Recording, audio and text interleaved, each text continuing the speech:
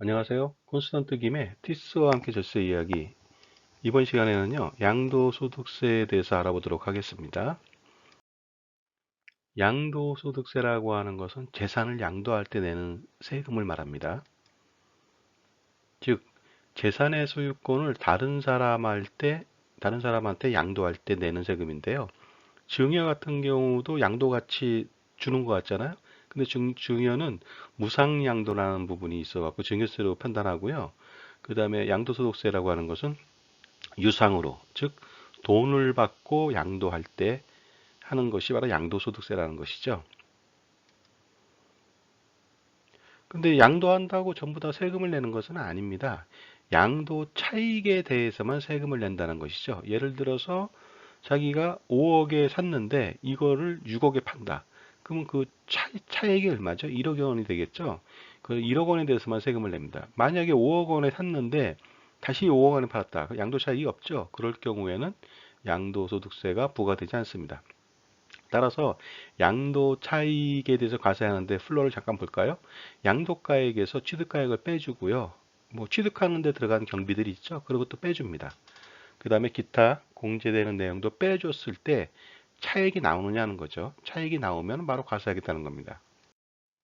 다시 한번 보면요. 양도세 결정세 볼까요? 양도가액에서 취득가액을 빼고 기타 필요 경비, 예를 들어서 뭐 부동산 같은 경우 취득할 때 취득세 등 각종 비용들이 들어가겠죠? 그런 거 빼주고요.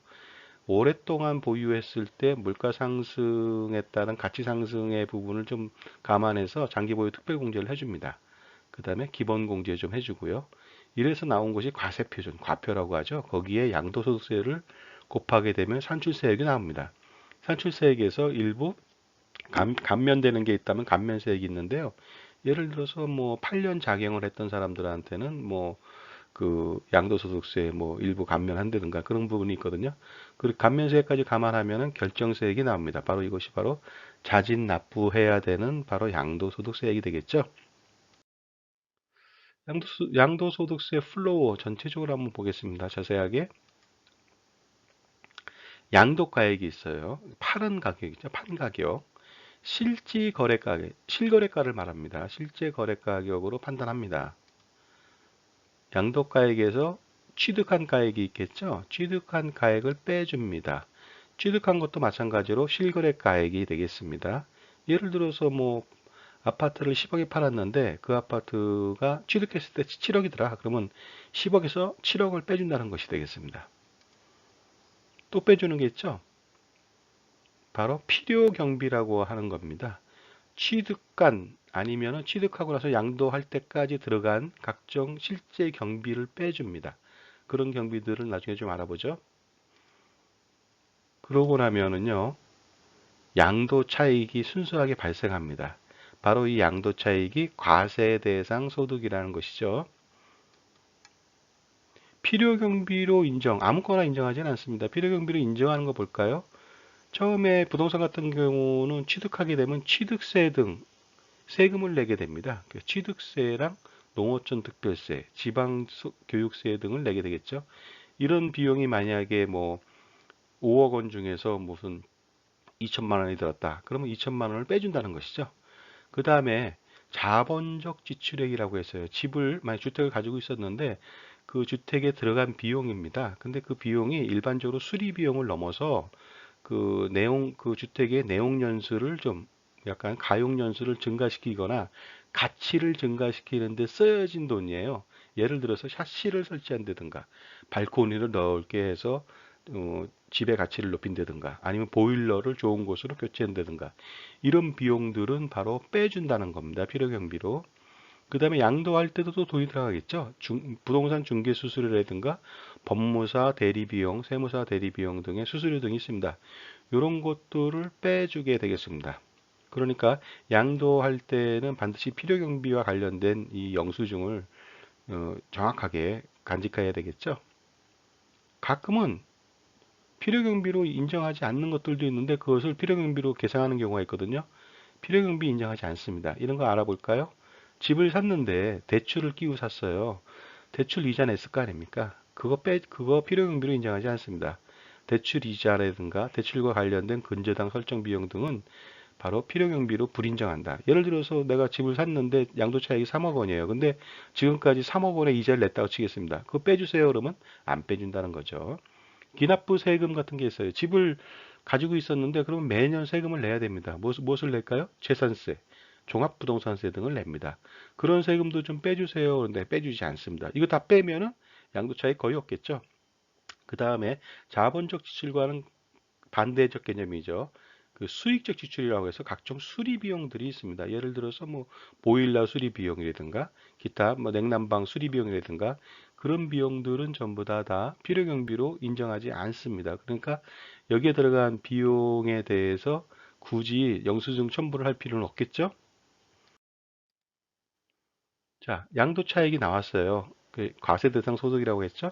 양도 차익에서요, 빼줍니다. 뭘 빼주느냐면요, 각종 공제를 빼주는데, 장기 보유 특별 공제라고 해서 오랫동안 그걸 보유했을 때 빼준다는 것입니다. 그래서 양도 차익의 공제율을 빼줍니다. 연도별로. 양도 차익이 10억이다. 근데 공제율이 무슨 뭐 30%다 그러면 3억을 빼준다는 개념인데요. 조금 이따 연도별로 그 공제율을 알아보도록 하겠습니다.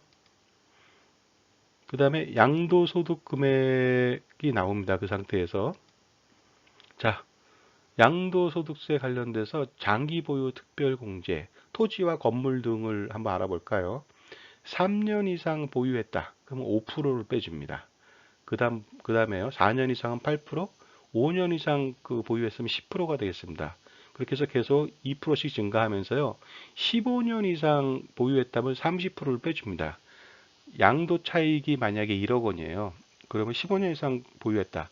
그럼 1억 원에 30%, 차익에 대해서 30% 빼주는 거거든요. 3천만 원을 빼주니까 7천만 원에 대해서만 세금을 준비하면 되겠습니다. 일반 부동산을 말하는 거고요.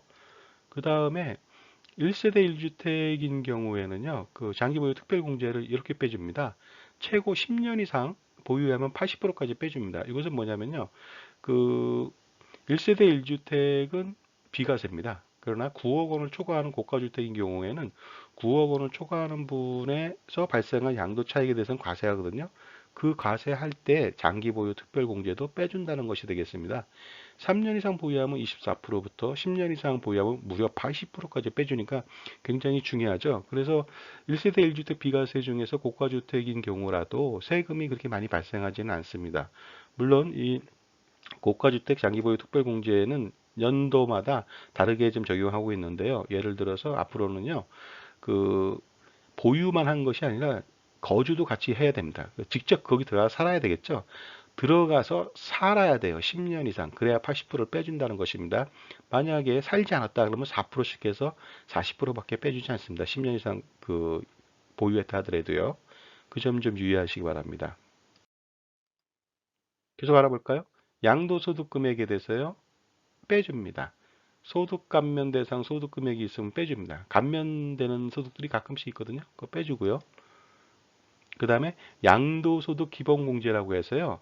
1년에 한 사람에 한 번만 빼줍니다. 그 250만 원 얼마 되지 않습니다. 그런데 이것도요. 일반 주택은 빼주지만은 무허가 주택 같은 경우는 빼주지 않는다는 거 유의하시고요. 그렇게 해서 나온 것이 바로 뭐냐? 양도소득 과세표준. 과세표준이 되겠습니다. 자, 양도소득 과세표준에 대해서요. 그 적용세율을 부과합니다. 적용세율은 양도소득세율인데요. 좀 이따 좀 더 알아보죠. 그래서 나온 금액이 뭐냐면은요. 산출세액이 되겠습니다. 그 산출세액에서 또 빼줄 게 있으면 빼줍니다. 그래서 예를 들어서 뭐 조특봉상 감면세액이라고 해서 아까도 말씀드렸습니다만은 무슨 8년 작용이었을 때 그 양도소득세 감면이라는 게 있겠죠. 그러한 감면세액을 빼줍니다. 이렇게 산출세액에서 감면세액을 빼주면 최종적으로 나온 것이 바로 결정세액이고요. 이것이 바로 자진 납부해야 되는 세금이 되겠습니다. 적용세율 좀 알아볼까요? 적용세율은요, 비과세가 아니라면 일반 양도소득세율을 따랐는데요. 1200만 원 이하의 그 과세표준에서 그 적용세율이 나왔다. 예를 들어서. 그럼 1200만 원 이하다. 과세표준이. 그러면 6%를 빼줍니다. 물론 6%를 곱해주죠. 그 6%를 적용하는데 지방소득세 10%까지 감안한다면 6.6%가 되겠습니다. 계략적으로 한 70만 원 정도 되겠네요. 1200만 원 초과 4600만 원까지는 15%의 적용세율을 부과합니다. 10%까지 감안하면 16.5%가 되겠죠. 그 다음에 8,800만 원까지는 24%, 그 지방소득세까지 26.4%, 1억 5천 이하일 때는 35%, 그래서 38.5%가 되겠고요. 3억 원 이하는 38%고요. 지방소득세까지 41.8%, 그 다음에 5억 원 이하는 40%, 그래서 44%까지 부과합니다. 그 다음에 아주 최고 구간이죠. 5억 원 초과했을 때는 42%, 그래서 지방소득세까지 합해서 46.2%, 그 5억 원 이상 초과됐다면 거의 반 가까이 양도소득세를 내야 됩니다. 그런데 양도소득세를 중과하는 경우가 있어요. 중과라는 게 뭐냐면은 예를 들어서 조정 대상 지역에 1세대 2주택 이상을 가지고 있다는 겁니다. 그랬을 때는 징벌적 과세를 더 하겠다는 겁니다. 그래서 그 기본 세율에다 1세대 1주택인 경우에는 10%를 더 부과합니다. 1200만 원 이하다 그러면 16%, 지방소득까지 합치면 17.6%가 되겠죠. 그 쭉쭉쭉쭉쭉 계산해 가지고요. 5억 원 초과할 때는 42%가 아니라 52%. 그 다음에 10%까지 감안하면 57.2%라고 하는 엄청난 세금을 중과하고 있습니다. 그리고요, 1세대 3주택인 경우도 있겠죠. 조정지역 대상 지역에서는요, 1세대 3주택, 예를 들어서 뭐 서울 지역에 주택이 3개, 3채 있다. 그러면 세 번째 주택을 팔 때 있죠, 처음에. 그때는 일반 세율 플러스 20%의 중과세율을 먹게 됩니다. 1200만 이하는 26%, 지방소득까지 합치면 28.6%고요. 5억 원 초과할 때는 62%나 됩니다, 무려. 거기에 10%의 지방소득세까지 합하면 68.2%. 거의 다 세금으로 뱉어내야 된다는 것이 되겠죠. 그래서 1세대 다주택자에 대해서는 이렇게 징벌적 과세를 한다는 점 유의하시기 바랍니다. 양도소득세는 이렇게 해서 과세를 하지만요. 1세대 1주택에 대해서는 아직까지 양도소득세 비과세를 해주겠다는 것은 유의하시기 바랍니다. 예를 들어서 한 주택밖에 없어요. 1세대에. 우리 집은 집이 한 채야. 근데 그 주택을 팔았습니다. 예를 들어서 8억 원에 팔았어요. 근데 아주 옛날에 그걸 1억 원에 샀다고 해볼게요. 그럼 양도 차익 7억 원이나 발생했거든요. 그래도 1세대 1주택이기 때문에 비과세 혜택을 본다는 것이 되겠습니다. 가끔 가다 주택이 하나인데 이 주택 가격이 막 올랐어요. 그래서 팔다 보니까 9억 원을 초과했습니다. 9억 원을 초과하면은 9억 원 초과한 주택은 고가주택으로 분류해서 그 1세대 1주택이지만 비과세 혜택을 안 하고 과세를 하거든요. 그러나 전부 다 과세하는 건 아니고요. 9억 원을 초과해서 발생한 양도 차익에 대해서만 과세를 합니다. 그래서 9억 원까지 발생한 양도 차익은 비과세고요. 초과된 것은 과세를 합니다. 과세를 하지만 너무 걱정하지 않아도 될 것이 뭐냐면 10년 이상 보유하고 거주했다면요. 초과된 금액에서의 그 양도 차익의 80%까지는 장기 보유 특별 공제로 도 빼준다는 거죠. 예를 들어서 그 전체적으로 10억 원의 양도 차익이 발생했어요. 근데 9억 원 초과분에서 발생한 것은 3억 원이라고 가정할게요. 그럼 3억 원이 과세 대상인데 그 3억 원에 대해서 80% 빼줍니다. 2억 4천만 원. 그러면 실질적으로 과세 표준은 6천만 원밖에 안 나오겠죠. 무려 10억 원의 양도 차익이 발생해도 1세대 1주택 고가주택의 양도소득세는 6천만 원에 대해서만 세금을 부과하니까 그다지 많은 그 부담은 되지 않을 거로 판단합니다. 자, 지금까지요. 돈 버는 절세 양도소득세 1편을 마치고요. 다음에 또 2편을 준비하도록 하겠습니다. 지금까지 콘스탄트 김의 티스와 함께 절세 이야기 마치겠습니다. 감사합니다.